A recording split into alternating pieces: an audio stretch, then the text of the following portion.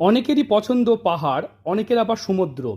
এই দুটো পছন্দের মধ্যে এই জাতকের যেমন সমুদ্র পছন্দ, এই জাতিকার পাহাড় পছন্দ।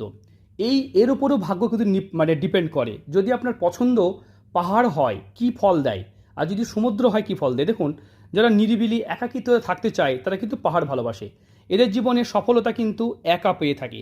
এরা কিন্তু জীবনে সফল বেশি হয়।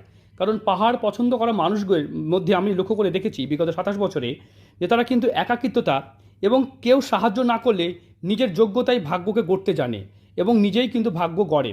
তো এরা জীবনে বেশি সফল বা বেশি সুখী হতে পারে। হ্যাঁ, যারা সমুদ্র পছন্দ করে তারা কিন্তু একটু আনন্দপ্রিয়, একটু হই হট্টগোল, একটু ঝোড় ঝামেলায় জড়িয়ে পড়ে। তাই এই যে পছন্দের উপরে অনেক কিছু ডিপেন্ড করে। তাই আপনার রুচি পছন্দ আপনার ভাগ্যের উপর প্রভাব ফেলতে পারে। হাতে রেখা যেমনই হোক, আপনার শুধু পছন্দ যদি আলাদা হয়, তো একজন জ্যোতিষের কাছে যখন হাত বিচার করতে আসছেন, তাহলে আপনার পছন্দ অপছন্দ এগুলোও বিচার করবেন। দেখবেন আপনারা নিশ্চয়ই ফল পাবেন। যারা নিজের হাত বিচার বিশ্লেষণ করতে চাইছেন, স্ক্রিনে দেওয়া নাম্বারে যোগাযোগ করবেন।